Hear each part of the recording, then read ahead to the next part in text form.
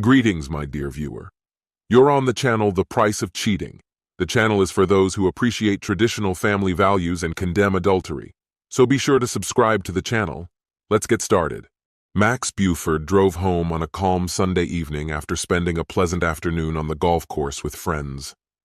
A man deeply rooted in integrity, Max was widely respected for his steadfastness, both in his personal and professional life. For 24 years, he had shared a life with his wife, Bridget, raising two wonderful children, Rachel and Ethan, who were now young adults navigating college life while living on campus nearby. Max's work life reflected the same stability as his home life. For over 2 decades, he had been a valued engineer at his firm, earning admiration from colleagues and a sense of accomplishment in his career. From an outsider's perspective, Max's life appeared picture-perfect: a loving marriage, a thriving family, a fulfilling job, and close-knit friendships. Yet beneath this facade of harmony, his marriage had begun to fracture over the past year. Bridget, once the warm, lively partner he cherished, seemed to have retreated into a shell of detachment and unfamiliarity. The spirited woman Max had married was now distant, her warmth replaced by an unsettling coldness. Their easy conversations and shared laughter had become rare, replaced by strained exchanges that left their relationship feeling empty.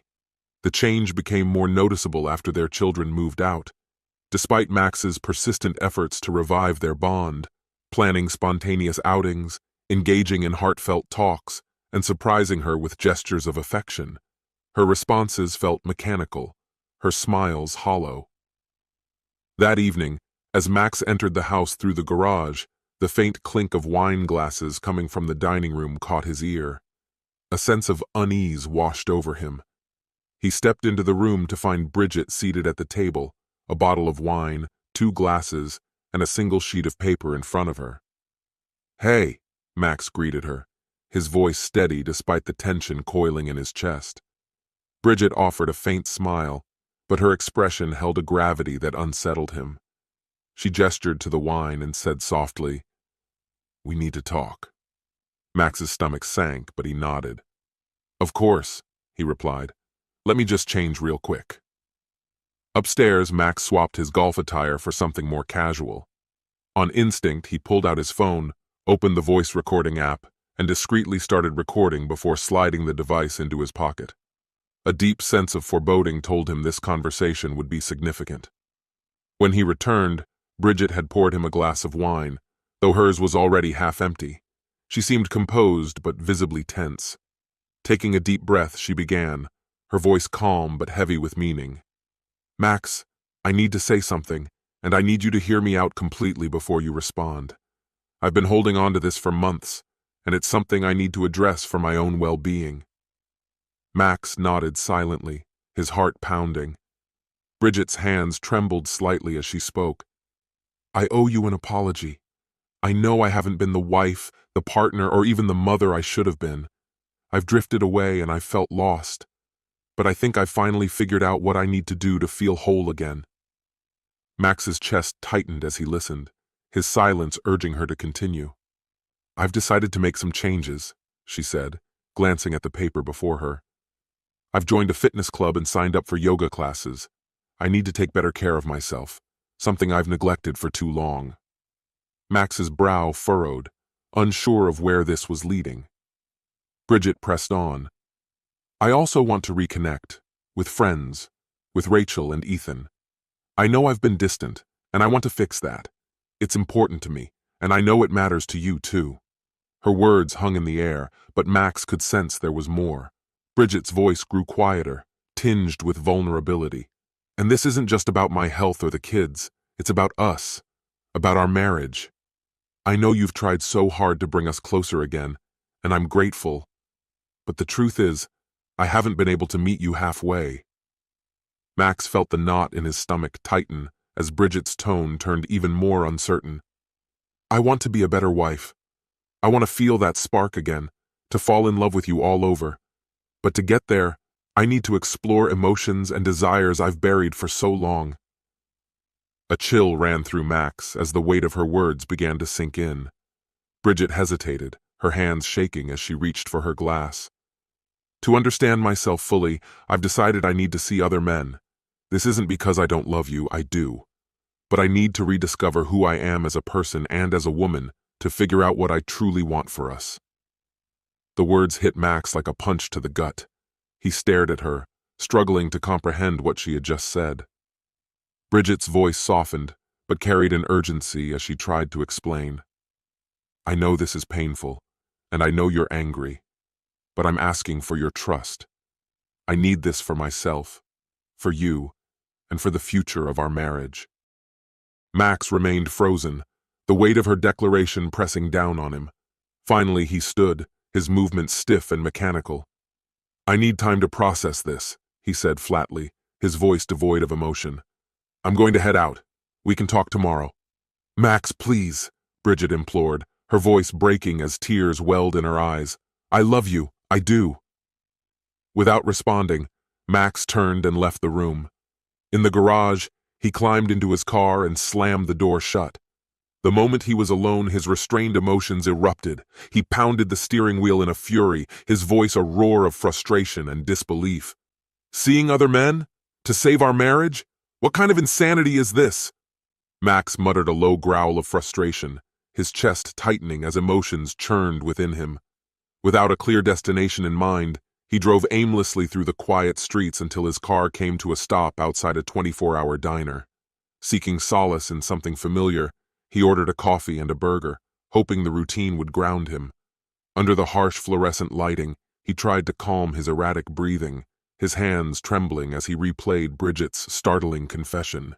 Each word, every pause echoed in his mind, deepening his anger and sharpening the sting of betrayal. His children. They were the only ones who could help him make sense of this chaos. He pulled out his phone and dialed his daughter, Rachel. Hey, Dad! Rachel's warm, cheerful voice gave him a momentary reprieve. Hi, sweetheart. I need to talk to you and Ethan. Can we all get on a call? His voice wavered despite his effort to sound composed. Rachel laughed lightly. Dad, it's called a conference call, not a threesome. You've got to keep up with the lingo. Max managed a weak chuckle. All right, fine, just patch Ethan in. She hollered for her brother. Ethan, Dad's on the line, get over here. Max could hear her grumble about Ethan lounging on her couch and raiding her snacks. Soon, Ethan joined the call, his voice relaxed and nonchalant. What's up, Dad? Max hesitated, then spoke. This isn't just a casual chat, kids. I need to talk to you about something serious. Rachel's tone shifted instantly. You're scaring me. Is everything okay? Max tried to reassure her. It's not an emergency, but it's important. Can I come over? I need to see you both. Of course, Dad, Rachel replied, her voice filled with concern. We'll be here. Max felt a surge of relief. Thank you. I'll head over now. The drive to their apartment gave Max a moment to sort through his chaotic thoughts, though the weight of what he was about to reveal still loomed heavy. When Rachel and Ethan opened the door, their expressions mirrored the worry in his heart. What's going on, Dad? Rachel asked, wrapping her arms around him in a reassuring hug. Max took a deep breath. I need to show you something. It's about your mom. His voice faltered as he pulled out his phone. They sat together on the couch, and Max played the recording. He watched their faces shift from confusion to disbelief, and finally, to anger. Rachel broke the silence first, her voice brimming with outrage. She thinks dating other men will fix your marriage? Is she serious? She's been treating you terribly for months, and now this? She stood abruptly, pacing as her hands gestured wildly. This is insane, completely unacceptable. Ethan, more subdued but just as intense, leaned forward. What do you want to do, Dad? He asked quietly. Max's voice cracked. I don't know. I feel like everything is crumbling, but you two are the only people I could turn to. I need your help. Ethan's response was steady and firm. We've got you, Dad. Rachel stopped pacing, her determination evident. We're with you, whatever you need. Their unwavering support bolstered Max's resolve. When he left their apartment, he felt a newfound strength. The path ahead was daunting, but he wasn't alone. Bridget had made her decision, and now it was his turn to make his. In the days that followed, Max moved carefully, maintaining the illusion of normalcy while secretly meeting with his lawyer, Margaret, to prepare for what lay ahead. On Wednesday morning, while Bridget was in the shower, Max seized his chance. He grabbed her phone from the nightstand, entered her passcode, and scrolled through her messages. It didn't take long to find damning evidence, a thread of explicit messages with someone saved as Lily. But Lily wasn't a woman. It was Vincent, a co-worker.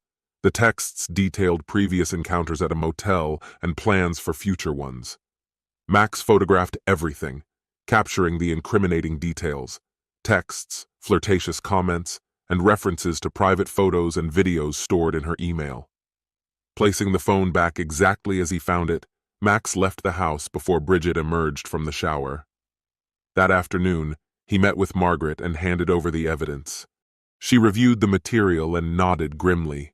"This is sufficient to file for divorce on the grounds of adultery," she said. "It gives you a strong position for the settlement, especially if your children are willing to testify." Max's gaze was steely. Good. She needs to understand the consequences of her actions. Margaret leaned forward, her expression serious. "Be ready. This won't be easy." Max nodded, his determination unwavering. "I'm ready. She's not going to take me down without a fight." Though the betrayal had left him deeply wounded, it also forged a new strength in him, a resolve to protect what mattered most and to reclaim his life on his own terms. Max was determined that she fully comprehend the magnitude of the devastation she had brought upon their family. Margaret regarded him with a firm, resolute gaze. "We'll prepare the papers," she said. "I suggest serving her at a moment of maximum impact." Max paused, weighing his options carefully. "She has plans with Vincent on Friday. She thinks I'm oblivious," he finally stated. "I want her served then, publicly, when she's at her most self-assured." Margaret's lips twitched in a small, approving smile. "Consider it done." When Friday arrived, the plan was set in motion. Max cleared his schedule, dedicating the entire day to the task ahead. With the help of Rachel and Ethan, they methodically packed up every trace of Bridget's belongings and transported them to a storage unit near her parents' home. They worked with focused efficiency, ensuring no sign of Bridget remained in their house. Rachel, her movements driven by anger, attacked the task with unrelenting determination. "This is exactly what she deserves," Rachel muttered through clenched teeth as she carried yet another box. Max nodded silently, his expression stoic but burdened. Though painful, he knew it was a necessary step. By evening, Margaret confirmed that the process server was ready and in place. Rachel insisted on being there to witness the confrontation. She wanted to see her mother's duplicity exposed. Max chose to remain at home, his emotions settling into an unsettling calm. He understood there was no turning back. This was a line that had to be drawn, for the sake of himself and his children. At the restaurant, Bridget sat across from Vincent, exuding confidence. Her vibrant red dress hugged her figure perfectly, her hair was immaculately styled, and her eyes sparkled with excitement. For the first time in years, she felt alive, relishing the thrill of secrecy and the promise of a new chapter. But her moment of exhilaration was fleeting. Rachel appeared at the table without warning. "Mom," she said, her voice cold and cutting, her expression a mix of anger and hurt. Bridget froze, the confidence draining from her face. "Rachel, what are you doing here?" she asked, her voice faltering. Ignoring Vincent entirely, Rachel fixed her mother with a piercing stare. "How could you do this to Dad? To us?" Bridget's face flushed as panic began to surface. "Rachel, not here. This isn't the time or place," she pleaded, her voice desperate. But Rachel pressed on, her words growing louder, drawing the attention of nearby diners. "You're here cheating on Dad with this man after everything he's done for you. Do you think this is okay?" Rachel's voice sliced through the air. Bridget turned pale, her composure unraveling, while Vincent shifted uncomfortably, glancing toward the exit. Before Bridget could respond, a suited man approached the table. "Mrs. Bridget Buford?" he asked, his voice measured and authoritative. Bridget looked up, dread spreading across her face. "Yes, that's me," she answered hesitantly. He handed her a thick envelope. "You've been served," he declared. A hush fell over the restaurant as diners watched the scene unfold. Bridget's hands trembled as she took the envelope, her face devoid of color. Rachel's expression was stony, her disgust unmistakable. "You did this to yourself," Rachel said coldly before turning and walking away without looking back. Bridget, humiliated and abandoned, felt every gaze in the room burning into her. Vincent muttered an excuse and hurriedly left, leaving her to face the consequences alone. When Bridget returned home later that night, her nightmare worsened. Her key no longer worked, the locks having been changed. She pounded on the door, her cries echoing in the dark. Finally, she called Max, her voice trembling with desperation. "Max, what's going on? My key doesn't work. Please let me in," she begged. His voice, calm but devoid of warmth, came through the line. "I warned you, Bridget. I told you there would be consequences, and you didn't listen. There's a letter in the envelope you were served. It explains everything." With that, he hung up, leaving her sobbing on the doorstep. Tearing open the envelope, Bridget's hands shook as she read the letter inside. The words hit her like a hammer. "Bridget, I will not stay in a marriage where you betray me. You've made your choices, and now I'm making mine." Enclosed are divorce papers citing adultery, with evidence provided to support the claim. "I am pursuing an uneven division of our assets in my favor. Your belongings have been moved to a storage unit. The key and address are included. The children are aware of your actions and have chosen to stand with me. Do not contact me directly. Any communication must go through my lawyer. You've made your bed. Now lie in it." Max Bridget collapsed to the ground, her tears blurring the harsh finality of the words. She had never imagined Max capable of such decisive action. She had underestimated him, and now she faced the fallout of her choices. Seeking solace, she called Rachel and Ethan, but neither answered. Her family had turned away, and there was no one left to comfort her. In the weeks that followed, Max finalized the divorce. With no leverage to fight, Bridget signed the papers. She moved into a small, sparsely furnished apartment, her once stable world in ruins. Vincent disappeared, unwilling to deal with the scandal. Videos of her public humiliations circulated online, tarnishing her professional reputation. Her colleagues whispered behind her back, and her career hung by a thread. Meanwhile, Max found solace in rebuilding his life with Rachel and Ethan. Together, they forged a new path, leaning on each other for strength. Slowly, the pain of betrayal gave way to resilience as they rediscovered the bonds that truly mattered. Bridget, who had chased excitement and freedom, now faced the bitter reality of her choices. Alone in her bare apartment, she grappled with the crushing weight of her actions. Her selfishness had cost her everything: her husband, her children, her home, and she had no one to blame but herself.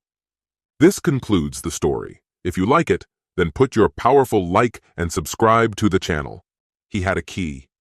One small key, given out of friendship, and a choice: to leave it untouched, or to use it. The threshold, the click of the lock. A few steps, and everything he thought he knew about love, loyalty, and friendship vanished with the turn of a doorknob. 10 days before the wedding march, a betrayal that echoed like a gunshot in silence. She lied.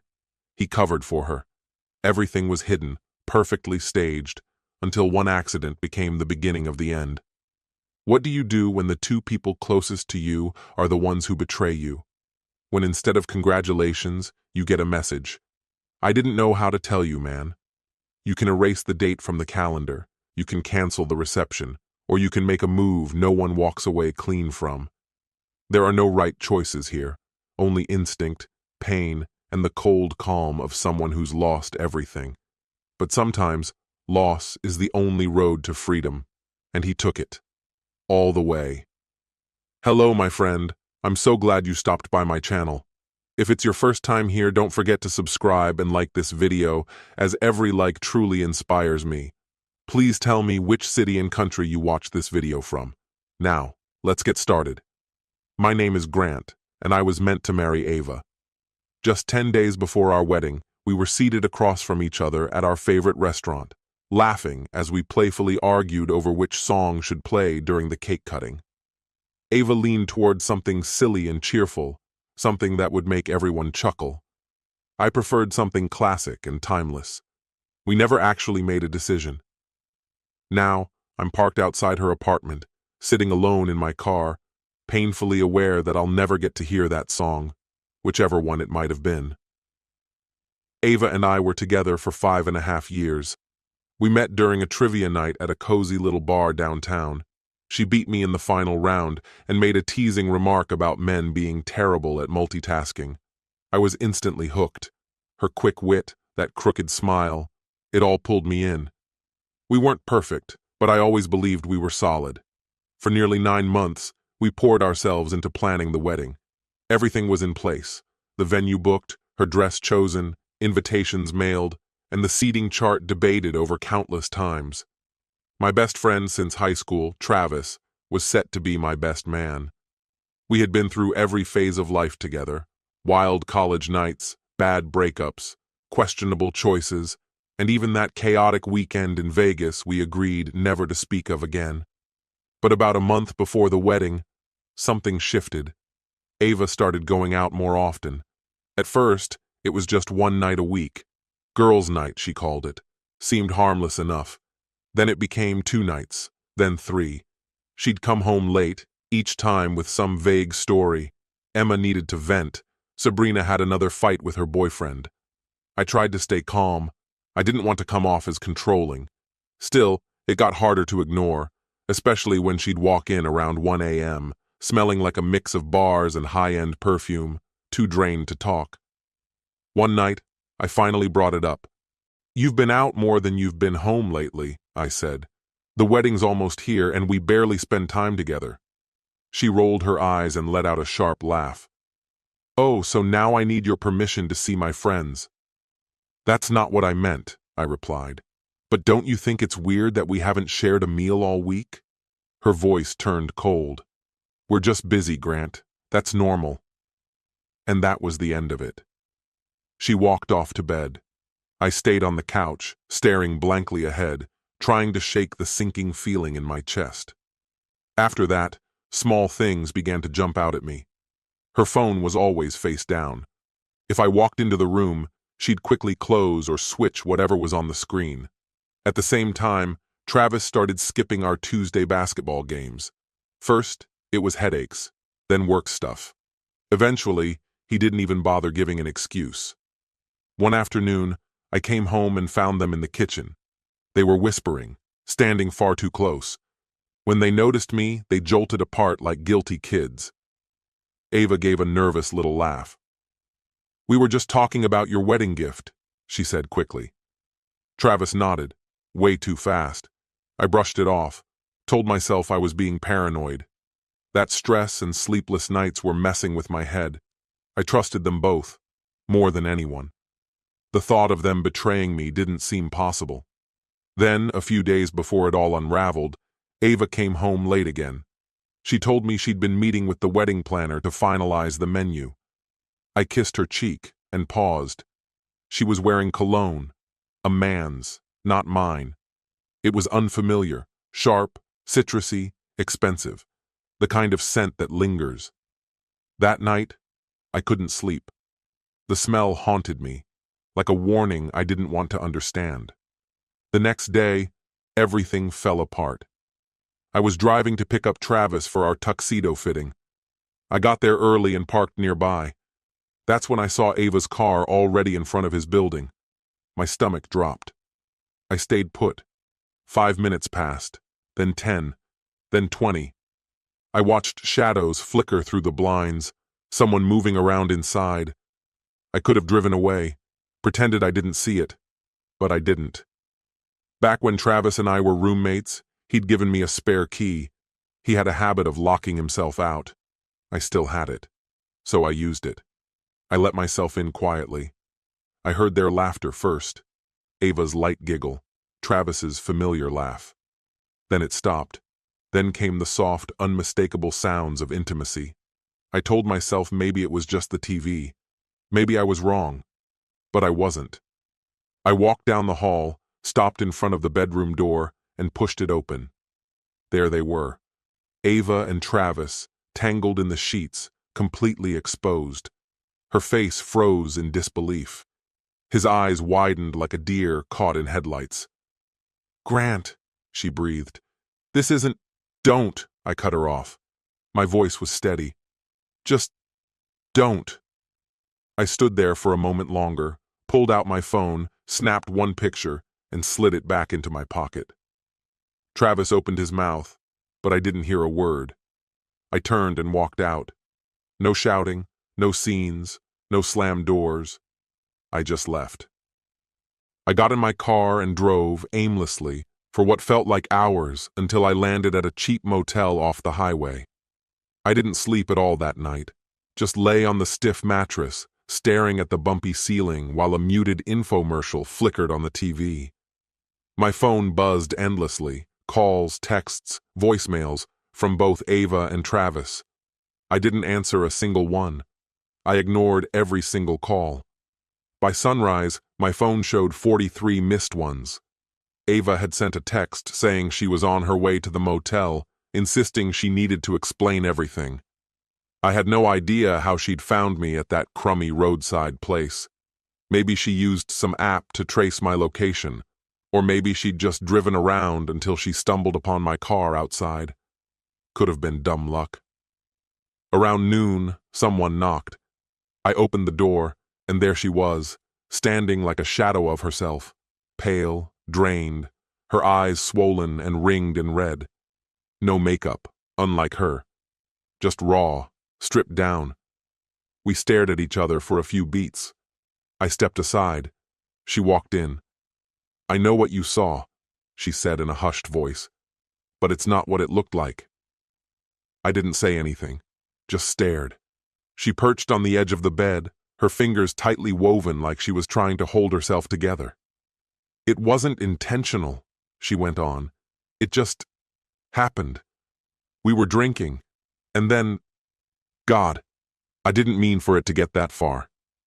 Still, I said nothing. She looked up at me, her expression desperate. "Please, say something." "You slept with my best friend," I said, each word landing heavy. "In his bed, a few days before we were supposed to get married." "It was a mistake," she murmured. "It didn't mean anything." "Then why?" I asked. "And don't feed me the 'we were drunk' line." Her eyes dropped to the floor. "I don't know. I got scared. You've been so distant, always working late, stuck in your head, thinking about your job, deadlines, everything but us." She hesitated, then added, "Travis listened."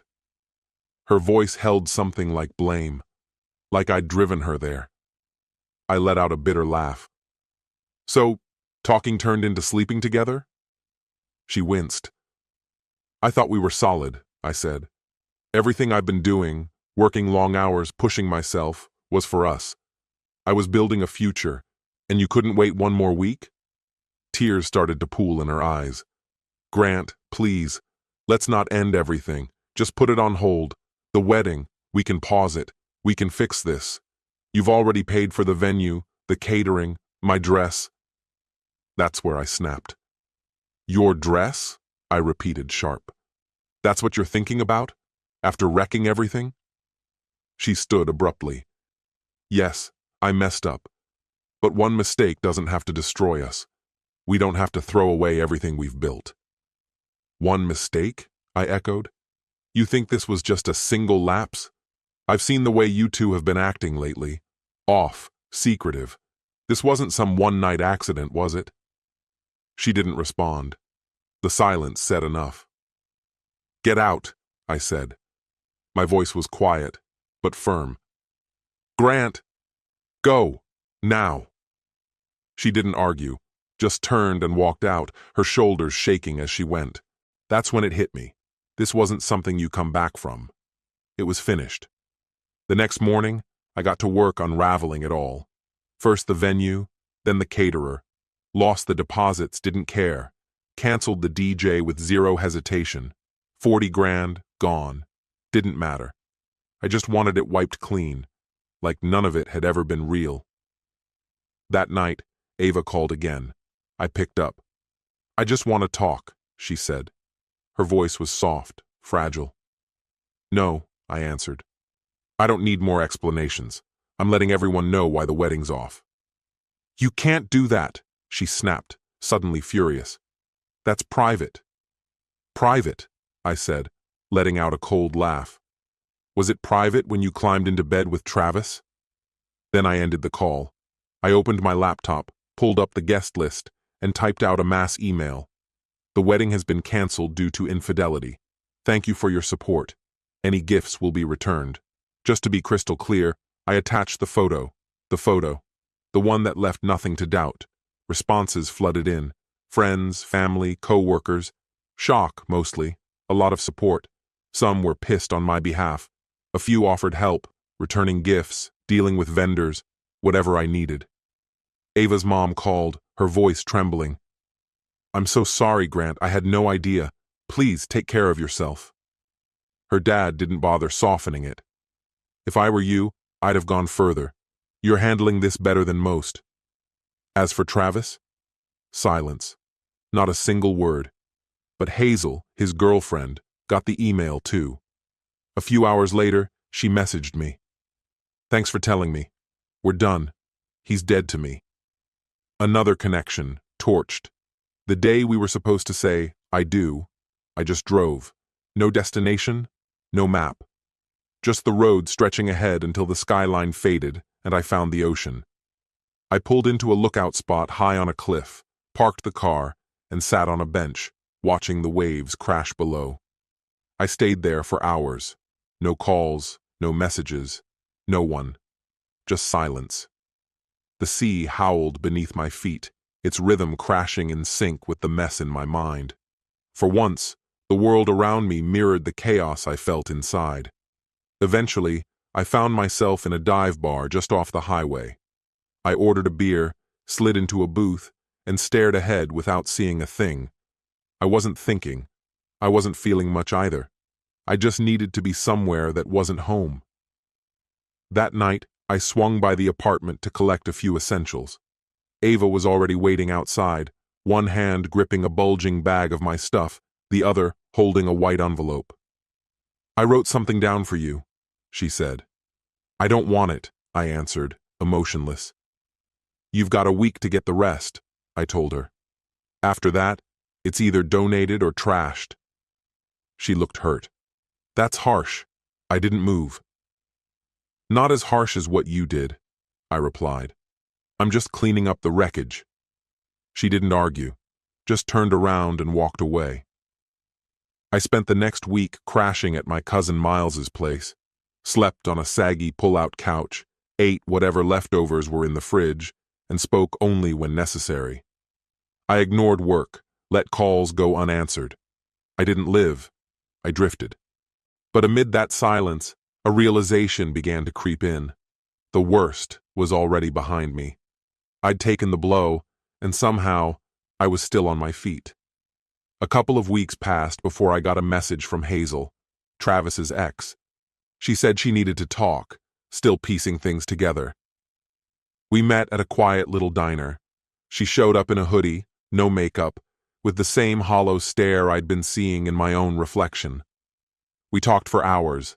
We laid out timelines, connected the dots, and the truth slowly surfaced.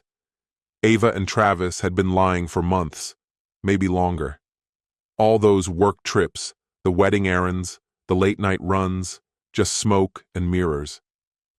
We met up again a few days later. No pretense, no goal, just two people looking for something that didn't feel like betrayal. That turned into late-night calls, shared dinners, movie marathons. One night, I leaned in and kissed her, and she let me. Hazel and I were together for about 4 months. It was messy, raw, and undefined, but it was real. We both understood what we were, survivors, clinging to each other in the wreckage. Eventually, we said it out loud. She'd met someone else. We parted gently and stayed in touch. Not long after, I moved into a new place across town and hit restart. Landed a better job, higher pay, better hours, people I could actually stand. Turned the spare room into a home gym, laced up my sneakers, and started sweating out the noise. Months down the line, I ran into Ava at the grocery store. She was by the self-checkout, holding a small basket. She looked thinner, more worn down. Her eyes widened when they met mine. She asked if we could talk. Against my better judgment, I agreed. We stepped into the parking lot. She didn't try to pretend. "I've been seeing a therapist," she said, "trying to understand why I blew everything up." I gave a small nod, said nothing. There wasn't much left to say. "I'm not asking you to forgive me," she added. "I just wanted you to hear that I'm sorry. I know I ruined something good." No theatrics, no crying, just a sincere apology from someone I once loved. "I hope you find peace," I told her, and I meant it. Years later, I got married. Her name's Chloe. We met at a game night. She annihilated everyone at Scrabble and didn't even brag about it. I asked her out the next day. We had a backyard wedding at her parents' place. 40 guests, all close. Her dad grilled steaks. Our first dance was to a song that played on a busted jukebox the night we first kissed. No drama, no shadows, just love. I didn't invite anyone from my past. No Ava, no Travis, not a single name from that chapter. I haven't heard from them in years, though bits of their story drift back occasionally through mutual acquaintances. Last I heard, they stayed together for a while, but it was rocky. Someone mentioned therapy. Someone else said Travis got fired, couldn't keep it together. Ava's supposedly working a job she hates, stuck behind a desk. That's all I know, and all I care to know. Chloe knows every detail of my story. She's never once looked at me like I'm broken, only like someone who's been through hell and came out whole. We're talking about starting a family now. I've got my own business, same field, but I'm in charge. Funny how the thing that once caged me now feels like freedom. Sometimes, I still think about that moment outside Travis's place, the exact second when everything unraveled. I wonder what would have happened if I'd just driven away. But then I look at Chloe, and I know. That was the day my old life ended, and thank God it did. This story has come to an end. What's your opinion? Share it in the comments, my friend. And if you like this story, check out other exciting videos on my channel. I'll say goodbye until the next video.